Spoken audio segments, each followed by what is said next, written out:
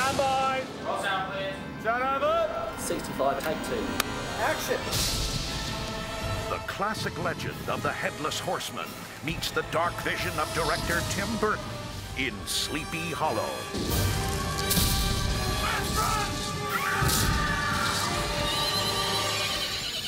It's a fantastic story, somewhat macabre, certainly very unusual.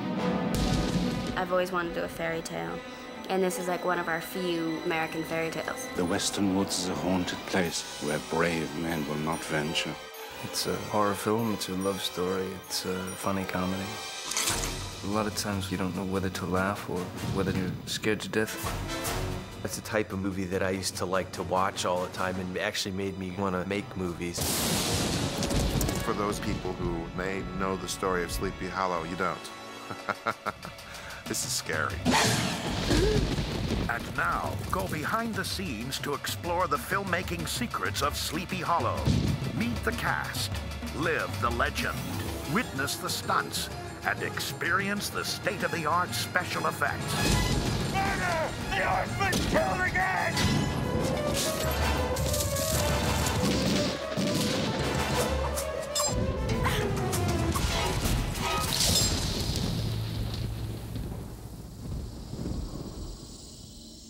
All right, let's go.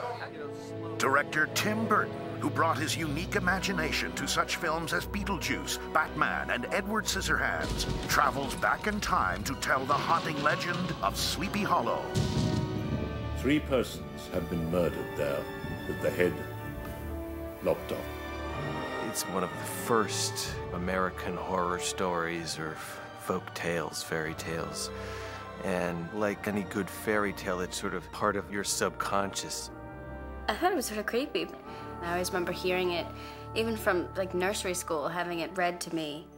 It's also one of those famous Halloween stories, so yeah, we grew up with it. All right, let's try it.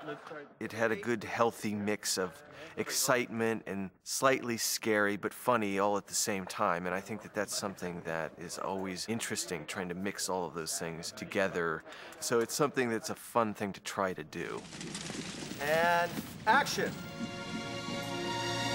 At the center of the story is Ichabod Crane, a constable from New York City who is sent on a special mission.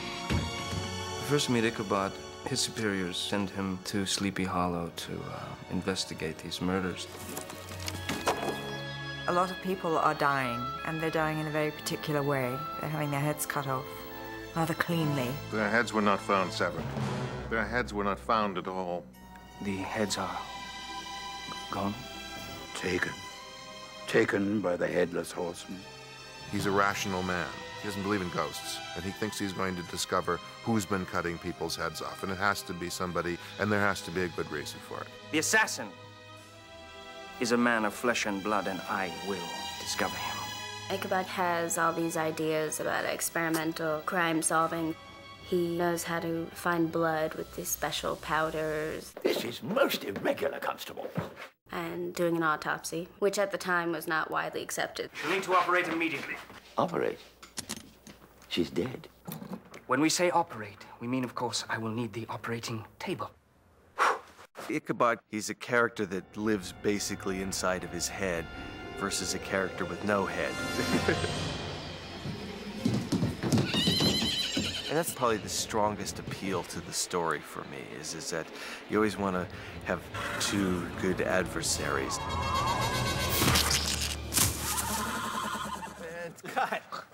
For Burton, part of the appeal of the project was the opportunity to reunite with Depp, his leading man from Edward Scissorhands and Ed Wood.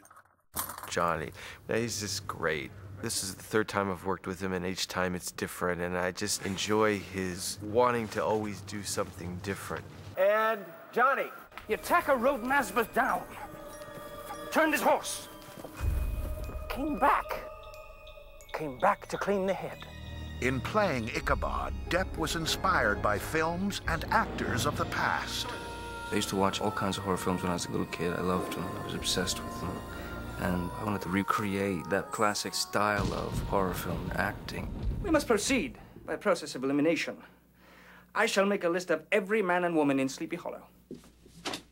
As he begins his investigation, Ichabod is introduced to the townspeople, including Katrina Van Tassel. Is it Theodore? No, pardon, miss, I am only a stranger.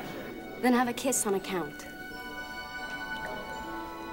I am the daughter of the wealthiest man in Sleepy Hollow. And Brom Van Brunt, he and I are supposed to be getting married at some point. Like, it's just understood that one day we will get married.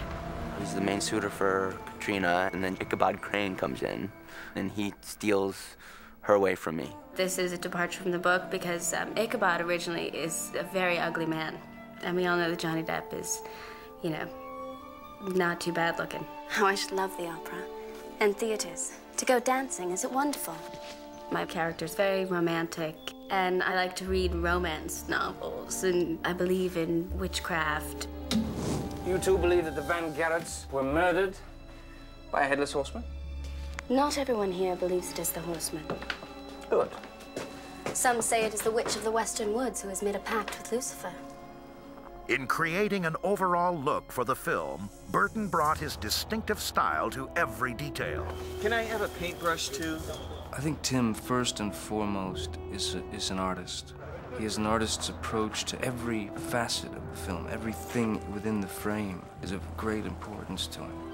The composition of the shot, the colors, the movement. Tim is so incredibly visual. His movies are just really beautiful, but strange. And for this kind of movie, that's exactly what it needs. He has a gothic sensibility. I think anyone who's seen any of his films would say that that was the case. Yeah, as I say.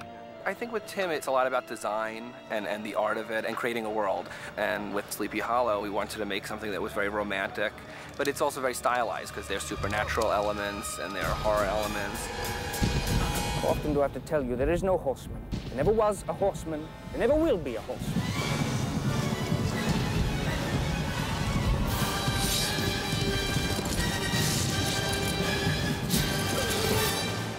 To create the film's gruesome beheadings, the filmmakers used the latest special effects and makeup techniques. The process began with making plaster casts of each victim. They cover you up, and it feels like any minute they're gonna stick 2 straws up your nose and suck your brains out. Once the duplicate heads were cast, the details were added. All the heads are silicone painted. The hairs have been punched in individually. Eyeballs are put in. And we'll take teeth casts of the actors and then make acrylic teeth and fit them in.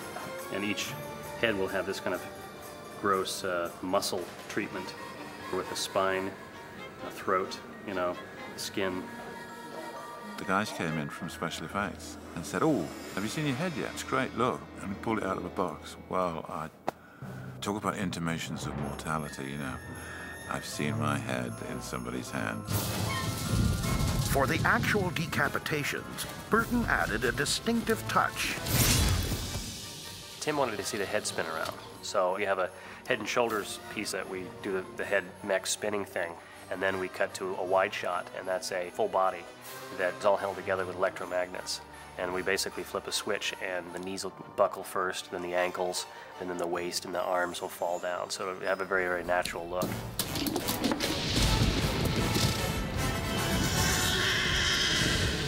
It was a horseman, a dead one, headless. Of course it was. That's why you're here. It's all true. This telling of the legend explores the horseman's origins as a Hessian mercenary. Unlike his compatriots,